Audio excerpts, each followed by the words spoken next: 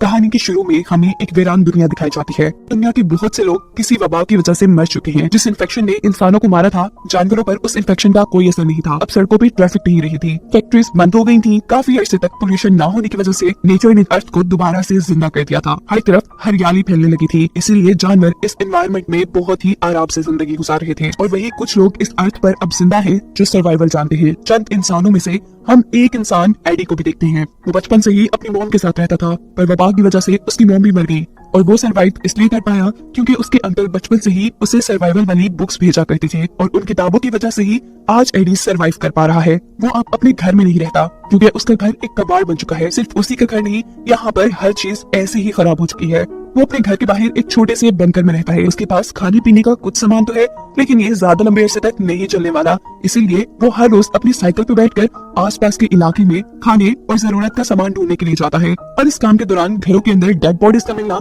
उसके लिए आम बात हो चुकी है। एडी भी अपने इलाके में रहने वाला एक अकेला इंसान है और उसने अपना सारा इलाका छान लिया है। उसके इलाके में उसकी जरूरत का सामान जैसे अब खत्म हो चुका है। उसके पास सिर्फ एक साइकिल है। वो ज्यादा दूर भी नहीं जाना चाहता क्योंकि उसे डर है कि अगर दूर जाने पर उसे कोई इंसान मिल गया तो शायद वो भूख के मारे उसे ही न मार कर खा ले। एडी बेचारा अपनी जिंदगी से बहुत ज्यादा बोर हो चुका था।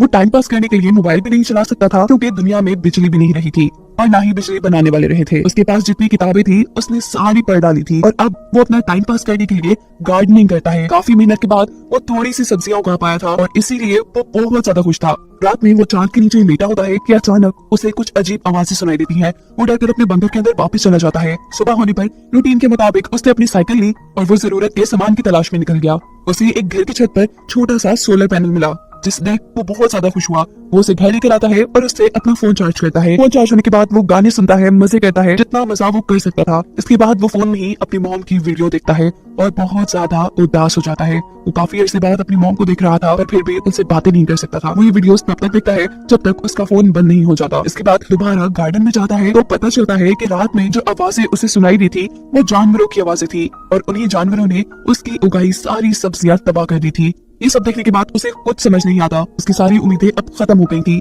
वो अब इन सब्जियों के बीजों को इकट्ठा कर लेता है। वो इनसे दोबारा सब्जियां उगा सकता था, लेकिन दोबारा खाने के लिए इतने लंबे अरसे का इंतजार, ये सोच उसे बहुत ज्यादा गुस्सा दिला देती है और गुस्से में वो अपने ही पांव पर कुल्हाड़ी मार लेता है। उसके जख्म से खून भी निकलने लगा था, जिससे इन्फेक्शन होने का खतरा उसके अंदर भी बढ़ जाता है। वो मर भी सकता था। इसीलिए वो अपनी सर्वाइवल की किताबों में से कुछ तरीके निकालकर अपने लिए मेडिसिन बनाता है और अपने जख्म पर लगाता है। रात में वो अपने अंकल और आंटी की फोटो देखकर सोचता है कि ये भी तो जिंदा होंगे, इनकी वजह से तो मुझे सर्वाइव करना आया है और वो तो कितने अच्छे से सर्वाइव कर रहे होंगे। वो अब सोचता है कि क्यों ना मैं भी इन्हीं के पास चला जाऊं, ऐसे जिंदगी शायद थोड़ी आसान हो जाए। पर एक साइकिल के जरिए ये काम करना मुश्किल था। वो पहले एक पूरा प्लान बनाता है। एक रोड मैप के जरिए एक रूट डिसाइड करता है जिसको फॉलो करते हुए वो अपने अंकल के घर तक जाएगा, जिसमें भी 2 हफ्ते का वक्त लग सकता है अगर सब कुछ सही रहा तो। ये रात अब उसके लिए बहुत मुश्किल थी क्योंकि उसे अपना घर छोड़कर जाना पड़ रहा था जहाँ उसने काफी सारी चीजें जमा कर ली थी। खैर अगली सुबह निकल जाता है। वो सुबह से शाम तक साइकिल चलाता था। रात होने पर टेंट लगाकर सो जाया करता था और जो उसके पास खाने पीने की चीजें थी उनका वो रास्ते में इस्तेमाल कर रहा था। और अच्छी बात ये थी कि अगर एडी को रास्ते में कोई बिल्डिंग मिल जाती थी तो कुछ चीजों का इंतजाम तो वहाँ से भी हो जाता था। एक हफ्ते तक तो सब कुछ ठीक था, लेकिन एक रात जब वो सोकर उठता है तो देखता है कि हिरन उसका सारा पानी बर्बाद कर चुकी है। साथ ही उसका सोलर चार्जर भी हिरन ने तोड़ दिया है, जिसकी मदद से वो अपना फोन चार्ज कर पाता था। ये देखकर उसे इतना गुस्सा आता है कि वो अपनी पिस्टल की सारी गोलियां फजूल में चला देता है, जिसके बाद वो खूब पछताता है कि ये उसने क्या कर दिया। वो आगे बढ़ता रहा और रास्ते में उसे एक रिवर मिली, जिसे देखकर वो बहुत ज्यादा खुश होता है क्योंकि पानी का इंतजाम तो दोबारा से हो चुका था। पानी इकट्ठा करने के बाद वो वहाँ से निकला और एक कच्चे रास्ते के ऊपर चढ़ गया। साइकिल वो तेज चला रहा था। अचानक उसकी साइकिल डगमगाकर एक गड्ढे में गिर जाती है। ये गड्ढा कुछ चीजों से ढका हुआ था, जिसका साफ मतलब ये था कि किसी ने ये ट्रैप बनाया था। वो इस गड्ढे से बाहर निकलने की भी कोशिश करता है पर नाकाम रहता है। उसने बहुत से फायर क्रैकर चलाए कि कोई तो उन्हें देखकर उसकी मदद के लिए आएगा, लेकिन कोई नहीं आया। सुबह होने पर वो नोटिस करता है कि कोई उसे देख रहा है। एडी बगैर कुछ सोचे समझे उसके ऊपर गोली चला देता है। यहाँ जो इंसान थी वो एक लड़की थी और वो एडी की गोली से बच भी गई थी। ये लड़की एडी से कहती है कि तुम अपने हथियार मुझे दे दो, मैं तभी तुम्हारी इस गड्ढे से निकलने में मदद करूंगी। पहले एडी उसकी बात नहीं मानता, लेकिन जब उसे लगता है कि इसके अलावा उसके पास कोई और चारा भी नहीं है तो वो गन्स उस लड़की को दे देता है। लेकिन वो इतना बेवकूफ नहीं है कि गोलियों के साथ उस लड़की को गन दे और वो लड़की उसे मार दे। 10 लेने के बाद ये लड़की एवा एडी से कहती है कि तुम साबित करो कि तुम इन्फेक्टेड इंसान नहीं हो। इस बात पर एडी अपनी शर्ट ऊपर करके उसे दिखाता है। उसकी बॉडी पे कोई निशान नहीं था जो इन्फेक्शन की वजह से हो। एवा भी उसे अपनी बॉडी दिखाकर तसल्ली करती है कि उसे भी किसी तरह की कोई इन्फेक्शन नहीं है। एवा एडी को अब गड़ी से बाहर निकाल लेती है और उसे गोलियां देने को कहती है, लेकिन एडी इनकार कर देता है। ये लोग सो जाते हैं और अगली सुबह जब एडी उठता है तो एवा ने उसके गले पे चाकू रखा हुआ था। वो उससे गोलियों के बारे में पूछ रही थी। एडी जैसे ही उसे गोलियों को बताता है तो वो गोलियां गन में डालकर वहाँ से भाग जाती है। एडी को समझ नहीं आ रहा था कि एवा ने ऐसा क्यों किया। अचानक ही उसे 3 इंसानों की आवाज आती है। ये समझ आ जाता है कि एवा इन्हीं इंसानों से बचकर भागी थी। इन तीनों आदमियों के पास हथियार थे और ये तीनों ही काफी जालिम लग रहे थे। इनसे बचने के लिए एडी घास के अंदर छुप जाता है, जबकि दूसरी तरफ एवा दरख्त के ऊपर चढ़ी हुई थी।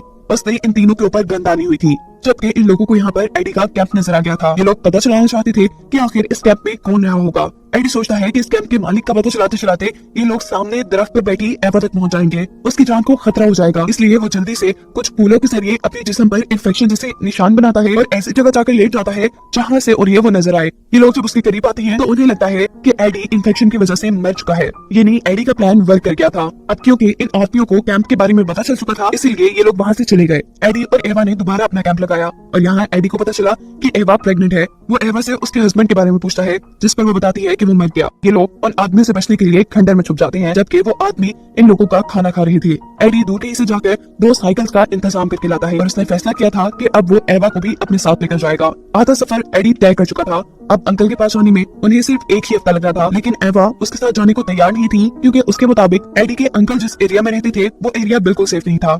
लेकिन एडी को तो अपने अंकल पर पूरा भरोसा था। वो एवा से कहता है कि अगर तुमने नहीं मेरे साथ चलना तो कोई बात नहीं, लेकिन मैं जरूर जाऊंगा। अब एवा के पास क्योंकि कोई दूसरा ऑप्शन नहीं था, वो भी मान गई। ये दोनों निकल पड़ते हैं। एवा को साइकिल चलानी अच्छे से नहीं आती थी, इसीलिए उनको काफी टाइम लग रहा था, लेकिन एडी ने उसका पूरा साथ दिया। अब इनकी रूटीन ये चल रही थी कि ये पूरा दिन साइकिल चलाते थे, थोड़ा बहुत शिकार करते थे और रात में अपने शिकार को पकाकर खा जाया करते थे, क्योंकि पहले जो खाना उनके पास था वो तो उन 3 लुटेरों ने इनसे लूट लिया था। लेकिन एडी अभी भी खुश था, क्योंकि एटलीस्ट उसे एवा की शक्ल में एक साथी तो मिल गई थी। एडी एवा को पसंद करने लगा था, इसीलिए उसे अब सब कुछ काफी खूबसूरत लग रहा था। पर वो इस बात से अनजान था कि वो 3 बुरे आदमी अभी भी इनके पीछे पड़े हुए थे। एडी एवा का बहुत ख्याल रख रहा था, इसीलिए एवा को भी एडी पसंद आने लगा था। रास्ते में एवा और एडी को एक तालाब मिलता है। एडी तालाब में स्विमिंग के लिए जंप कर देता है। वो जब स्विमिंग करके बाहर निकलता है तो सामने उसे अपने पीछे पड़े 3 आदमियों का एक साथी नजर आता है, जो उससे एवा के बारे में पूछते हुए कहता है कि हमें तुमसे कोई लेना देना नहीं, तुम हमें सिर्फ एवा का बता दो और एवा को हमारे हवाले कर दो। हम एवा को नहीं मारेंगे, क्योंकि एवा इनके लिए एक रिसोर्स की तरह काम कर रही है।